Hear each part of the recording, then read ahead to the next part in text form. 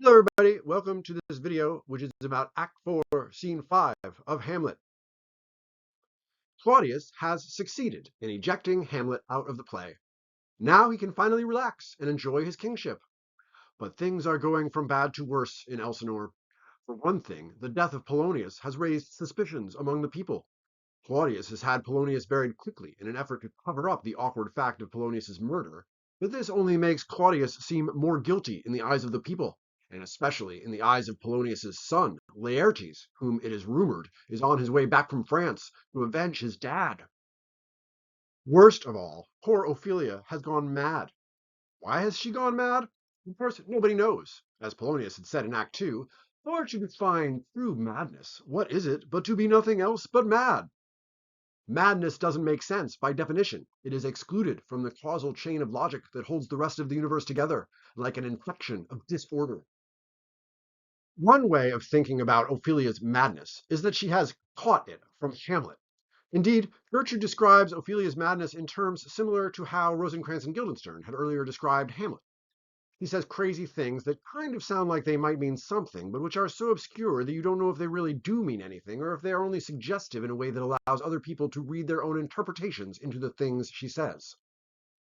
Of course, on the level of the plot, Ophelia is devastated by a series of events that include being forced to break up with her boyfriend Hamlet, then being verbally abused by Hamlet in return, then having her ex-boyfriend kill her father in a thoughtless act of random violence.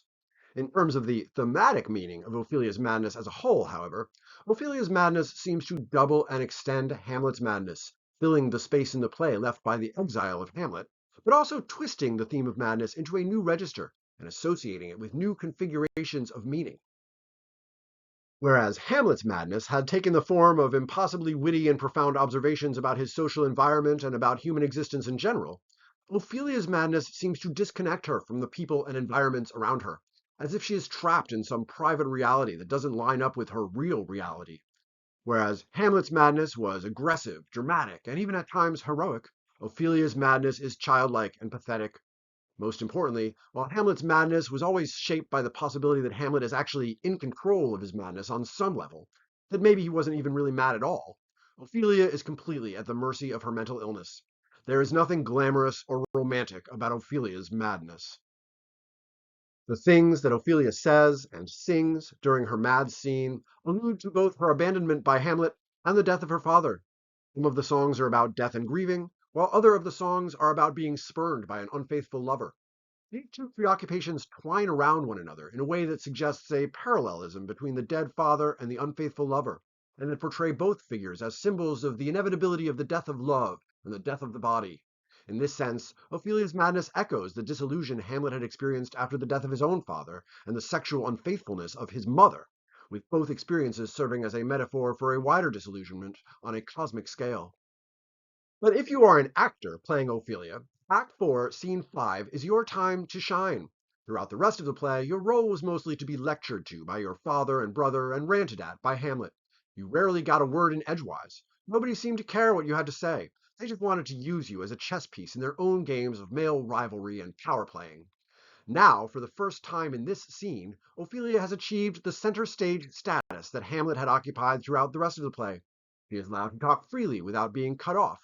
Characters talk about her and wonder at what she says. It's as if going mad has finally made Ophelia seem worthy of everyone's attention. The 20th century British writer Virginia Woolf, writing about how the voices of women writers have been stifled throughout much of human history, proposed a thought experiment. What if William Shakespeare had had a sister? Shakespeare's sister is just as brilliant as her brother. Her brain is teeming with characters and plots and poetry.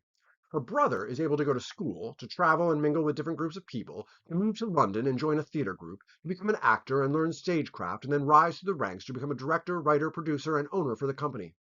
Shakespeare's sister is not allowed to go to school. She has to stay home and take care of her family, cooking, cleaning, taking care of babies, chickens, pigs, and all that kind of thing. She can't join a theater group because women aren't allowed to perform on stage in Shakespeare's time. She barely gets any time to herself to be able to think or write. She has all of her brother's genius, but none of his opportunities. If she was just another middle-class British woman, she would marry and become a mother and grow old and die. But Shakespeare's sister is too full of genius to slip passively into this role. In Virginia Woolf's version, Shakespeare's sister has no option but to go insane and then kill herself. Woolf wrote 300 years after Shakespeare had died, and she never makes any specific connection to Ophelia. But I think that one illuminating way of thinking about Ophelia's madness is that she is a kind of representation of Woolf's Shakespeare's sister figure. Ophelia is a clever, resourceful, witty, and perceptive woman, but her only role in Elsinore is to get belittled and abused. Ophelia is a famous literary character, but people reading the play for the first time are often surprised and a little chagrined to discover how little she has to do over the course of Hamlet's play, aside from get yelled at, go insane, and die off stage. One way of making sense of her character is to imagine that Shakespeare wrote her character to illustrate the same phenomenon of gender inequality that Woolf wrote about 300 years later. Because Hamlet is a man, he is allowed to go mad in this soaring, majestic, and heroic manner. But Ophelia can only go mad in a way that is broken, pitiful, and heartbreaking. Oh, what else happens in the scene? Oh, yeah. Well, Laertes returns full of vengeful anger, vowing in scathing and hyperbolic terms to do whatever it takes to avenge his father's death. He's actually raised an armed mob to kill Claudius. So here's another Fortinbras, another figure who contrasts with Hamlet by showing us what a model vengeful son should act and talk like. But precisely because Laertes is so perfectly vengeful, there's not much to say about him. He plays his part, maybe a little too forcefully, like the hammy theater actors that Hamlet had critiqued in Act 3, Scene 2. But there's no wit or ambiguity or wordplay in anything that Laertes says, making us appreciate how boring revenge is as a human motivation, how one-dimensional and predictable. Maybe the contrast between Hamlet and Laertes makes us appreciate that Hamlet had gone about his revenge project in a way that may be a bit more roundabout, but is at least infinitely more interesting.